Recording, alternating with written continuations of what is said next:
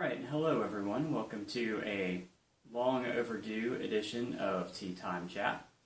And I'm your host, Ryan. And today we have a single cup of Tezo Wild Sweet Orange. This is just straight tea, no sugar.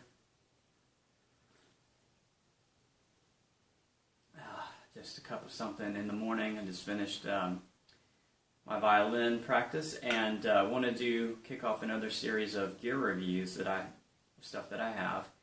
And I've done one or two of these videos and they've been really popular, and so I thought I'd go ahead and do everything that I have, if nothing else, just to kind of document the gear that I own and what I like or dislike about it. Okay, so today we're going to talk about my bass. This is a bass guitar I picked up at a pawn shop quite a while ago, probably at least 5 years ago by now. And it is a Washburn. So this I picked up at a pawn shop. I don't know, it was fairly expensive for a pawn shop bass, maybe around $300. As you can see, it's got the angled headstock. Nice large size tuners. The strings fit down in the tuning pegs. Got maple neck, rosewood fingerboard. It's got 24 frets. Got the P-bass pickup. This little detail, how the fingerboard just kind of tapers into the body, is pretty cool. P-bass pickup, volume tone. The bridge and the saddles on this thing, check this out. They're very thick, very square. So I've got it intonated. There you can see some of the action. Got the action set up for nice, low, comfortable playing.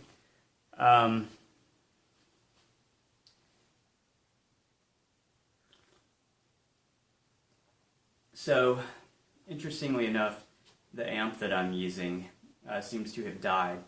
So what we're going to do is just do the quick little show and tell here, and then I'm going to run the bass in straight through my DAW and show you the sounds through a direct recording.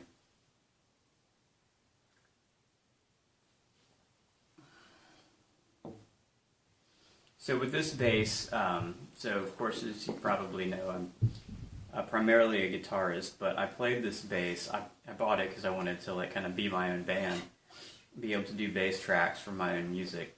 And I actually ended up playing this in the praise band at my church for over 2 years. So, I mean, if you consider that gigging, I was gigging with this once a week for 2 years.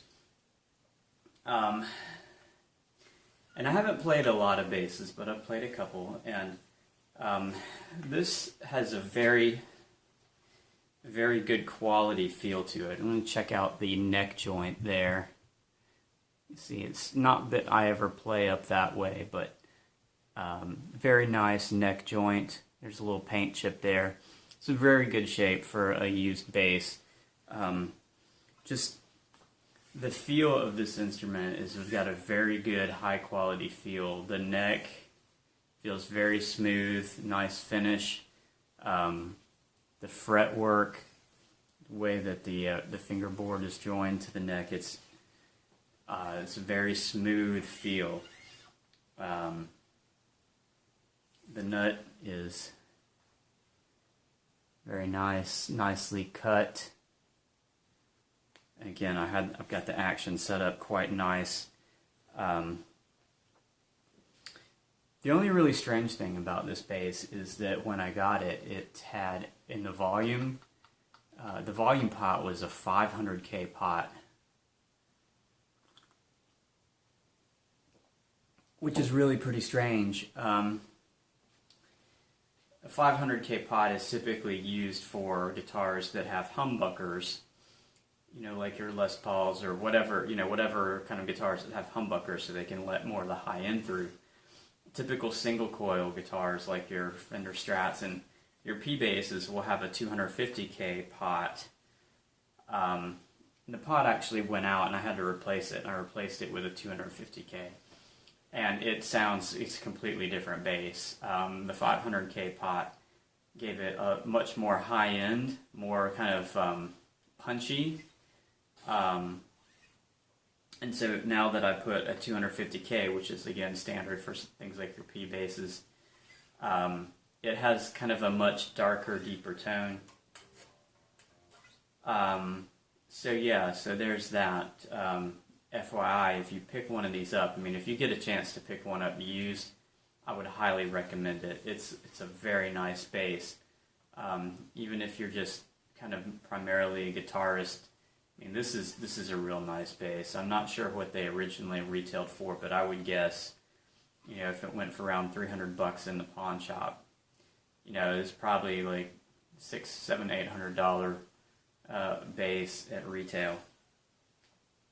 So I think that's more or less all there is to say about it. Just want to go ahead and show you. If you can see, there's a scarf joint in the neck right there.